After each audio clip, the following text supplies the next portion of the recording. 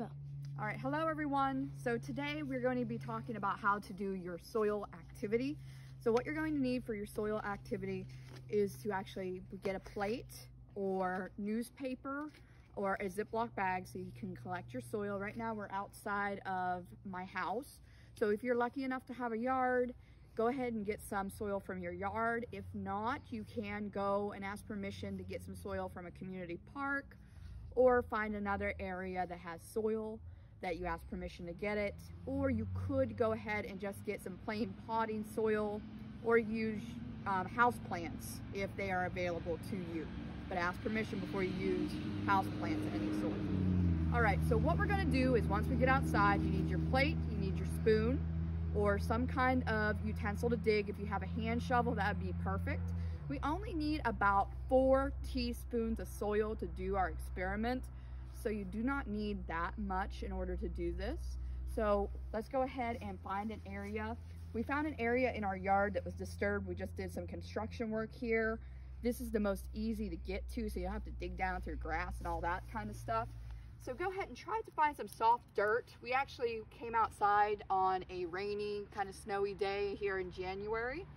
If you can find some wet soil, that is the best kind. Zoom in. I am. Okay. So here, you just take a little bit and push it onto the plate. And try to get some, like, see that one had some roots in it. Let's try to get some that doesn't have as much root. And if you want to, take a little extra just to be safe that you have enough to examine it. Right here. And of course, we're gonna let this dry out overnight, so don't worry if it's like really gross and really muddy here, right? So that is about 3 to 4 teaspoons of soil. This is what you're going to need in order to do your experiment. As you can see, there's other stuff in there besides soil. Don't worry about that. If there is some rocks and leaf matter, that's fine, just as long as we get a pretty good sample worth of soil. All right, now we're gonna take this inside and let it dry. And we'll be back with you once we let this dry for anywhere from 4 to 12 hours. So preferably leave it sit overnight and kind of break it up before you let it dry. That way you'll be able to really get a good handle on it the next day. All right, so we'll see you in a little bit. Hey, hello everyone. So this week we are going to be focusing on our soil activity. You will need your packet. This was found on the Colorado State University Extension's website.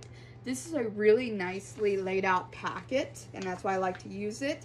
So we're not going to be doing everything that is found in this packet. I do expect you to know what a soil texture pyramid is, and we'll have a little bit of information on that. However, we're not going to actually use it for this activity. For this activity, we are going to be using the ribbon method for finding out what soil's texture feels like. And this method can be found on 4 of your booklet. You can see here, it's this page with the hands and all the arrows. All right, so what you're gonna do is you're gonna start at the very top of this page, where it says start. All right, and remember that soil we collected a few days ago, well, overnight, so yesterday. So you take half of that soil, and here's the dry matter. So we're gonna look at this and do a dry observation, and then we're going to do the wet observation. Now what I did was I re-wetted this soil after it sat overnight with half a cup of water and let it sit for 15 minutes. If you want to do the ribbon experiment when you first collect the soil, that's fine too when it's still wet. However, I just find it easier to do it all at once, so I just re-wet it. All right, so for the wet part of this activity, we're going to do the ribbon method. For this, we're just going to do a visual observation. And what I do is I take something like this little measuring cup here and I crush it. This is almost like what you do when you're in a lab doing testing on soil. So just take it and crunch it. There will be some rocks and things in there, so do be aware of that. It's not all soil. So some parts will not break down. But just crush it into a fine powder. Now what I want you to observe and what I want you to write about this week is the color. like what color is it. So like this is a nice, rich, kind of a light brown. Also the smell. So I'm smelling this. I know that sounds kind of crazy, but my soil here where I am kind of has an egg smell to it. Kind of that sulfury egg smell. So there's sulfur in my soil, which makes sense because where I am in the Pennsylvania mountains, there's a lot of coal mines where I am, or a lot of old mines, and there's a lot of sulfur and iron in our soils because of that. Like my water in my bathtub and stuff, it will turn red, and that's because of iron. So there's actually a smell to the soil. If you smell nothing, then it's just plain soil. Probably you have more of a baseline or fertile soil. If you smell like a copper, like nickel-y kind of iron smell to it, that means there's iron in your soil. And a lot of times a red color goes along with that. Sometimes with sulfur soil, you kind of get a yellow tint to it. However, I don't see any yellow hues in this, but it is a lighter brown than what you would usually find with really fertile soil. For really dark soils, like your potting soil, you find like with potted plants, you might have kind of that piney, cleaner, like a pine cell cleaner smell.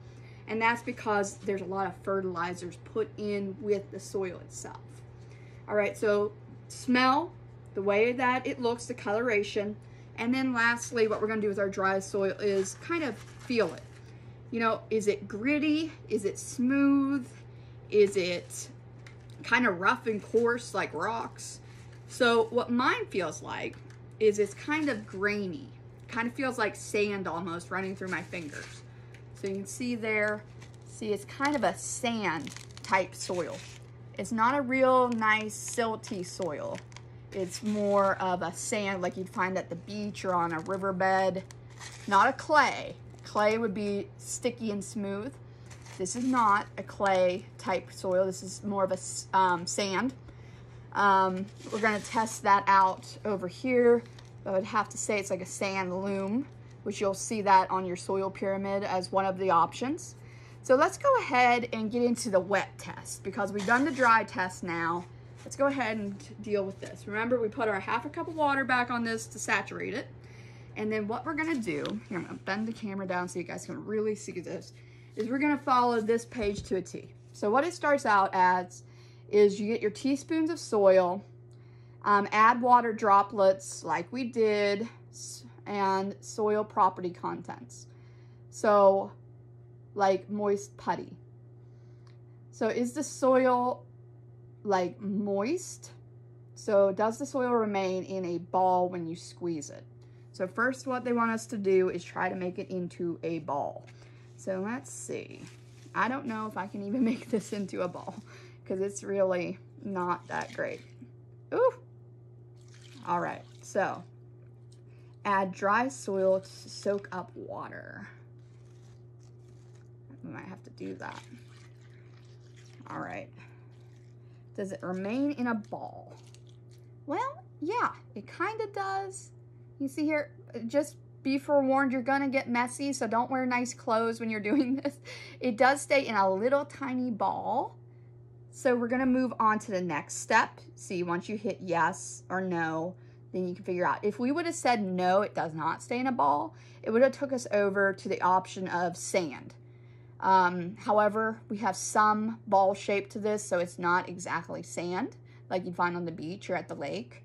So let's go ahead down to place the ball of sand between the thumb and the forefinger. So this is where we get into the rhythm.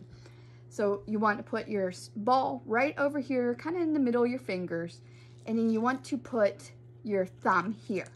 And you push that out and see how far you can get it to go before it breaks off. Or if it stays there, you're going to have more of kind of a clay loam type soil.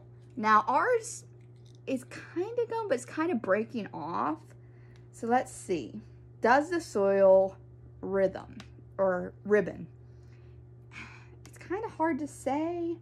I think it does a little tiny bit. See how it's poking out a little bit past my finger? Now, if this was a clay, it'd be stuck out like really far. You'd actually be able to see a few inches and just keep going and going. It'd be like Play-Doh or clay that you play with in art and things like that. This, I do not believe, is a clay. So we're gonna go ahead, we're gonna pick the option. Does the soil ribbon? Yes, it does. It ribbons a little bit. So we're gonna go ahead and go yes. Does the soil make a weak ribbon less than 1 inch before breaking? Yes. This is not 1 inch, it's about ½ an inch, see? And it kind of has broken off and fallen over my finger. So it's not a very nice long ribbon. Now see, there's other options there that you could choose. If your soils are more clayey, you're gonna get a nicer ribbon that kind of flows out. However, mine is not, it's kind of weak. So let's go to head down. We're going to go to yes. It does not go farther than 1 inch. It's kind of a weak ribbon. And it says, wet a small pinch of soil in your palm and rub with 4 fingers. Does the soil feel gritty? All right, let me do this. I'm putting it down. There's a lot of rocks in this, so I'm going to remove the rocks. A lot of rocks. All right, let's go ahead and pick up some of this that dropped. All right, now... let's see here.